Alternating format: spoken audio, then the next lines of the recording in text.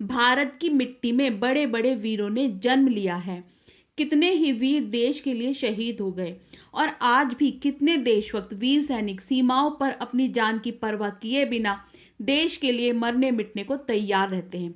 आज हम आपको एक ऐसे ही वीर सैनिक के बारे में बताने जा रहे हैं जिन्होंने जीते जी तो देश की सेवा की ही, साथ ही शहीद होने के बाद भी देश की सीमा पर अपनी ड्यूटी करते रहे।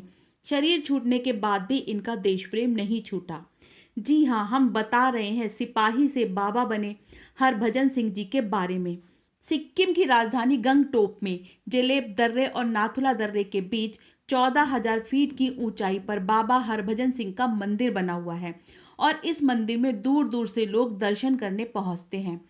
30 अगस्त 1946 को पंजाब, जो इस समय वर्तमान पाकिस्तान में है, वहां के सदराना गांव में जन्मे हरभजन 1966 को भारतीय सेना के पंजाब रेजिमेंट में सिपाही के रूप में भर्ती हुए। इसके बाद 1968 में 23वें पंजाब रेजिमेंट के साथ पूर्वी सिक्किम में तैनात हुए। जानकारी के अनुसार चीन से जुड़ी सिक्किम सेना पर तैनात स्वर्गीय हरभजन सिंह घोड़े पर सवार होकर अपने कार्यालय की तरफ जा रहे थे। अचानक नाथुला पास के नजदीक आकर उनका पांव फिसल गया और घाटी में गिरने से उनकी मृत्यु हो गई। पानी का तेज बहाव उनके शरीर को बहाकर 2 किलोमीटर दूर ले गया। कहा जाता है कि उन्होंने अपने साथी सैनिक के सपने में आकर अपनी मौत की खबर दी और यह भी बताया कि उनका शरीर कहाँ मिलेगा। खोजबीन करने पर 3 दिन बाद भारतीय सेना को बाबा हरभजन सिंह का पार्थिव शरीर उसी जगह मिल गया।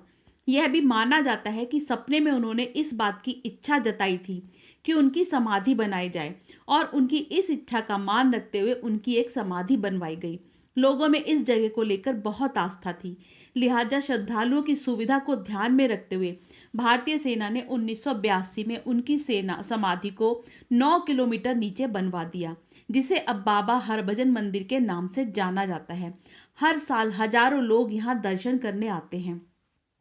कहा जाता है कि मृत्यु के बाद भी बाबा हरभजन सिंह अपनी ड्यूटी करते हैं और चीन की सभी गतिविधियों की जानकारी अपने साथियों को सपने में आकर देते हैं। उनके प्रति सेना का इतना विश्वास है कि उन्हें बाकी सभी की तरह वेतन, 2 महीने की छुट्टी आदि सुविधा भी दी जाती थी। 2 महीने की छुट्टी के दौरान ट्रेन में उनके घर तक की टिकट बुक करवाई जाती थी और स्थानीय लोग उनका सामान लेकर उन्हें रेलवे स्टेशन तक छोड़ने जाते थे। उनके वेतन का 1/4 हिस्सा उनकी मां को भेजा जाता है। बाबा हरभजन सिंह जी के बंकर को एक मंदिर के रूप में हर रोज साफ सुथरा कर उनकी वर्दी पर प्रेस और जूतों पर पॉलिश की जाती है। हैरान करने वाली बात यह होती थी कि हर शाम को इन जूतों पर कीचड़ या धूल लगी मिलती थी, वर्दी गंदी होती थी और सुबह के समय बिस्तर में सलवटें होती थी, जैसे वे अभी सोकर उठे हैं। फिर कैप्टन हरभजन सिंह की समाधि का निर्माण किया गया। आज यहाँ दूर दूर से लोग दर्शन के लिए आते हैं। सेना के जवानों सहित यहाँ से गुजरने वाला हर व्यक्ति बाबा हरभजन सिंह की समाधि पर रुकता है और उनका आशीर्वाद लेकर आगे बढ़ता है। हालांकि वे अब रिटायर हो चुके हैं।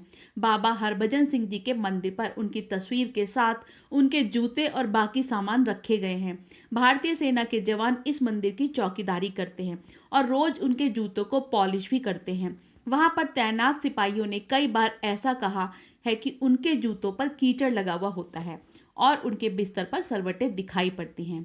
भारतीय सेना और लोगों का ऐसा मानना है कि आज भी बाबा हरभजन सिंह की यहाँ सूक्ष्म उपस्थिति है और वे देश की सरहद की रक्षा करते हैं।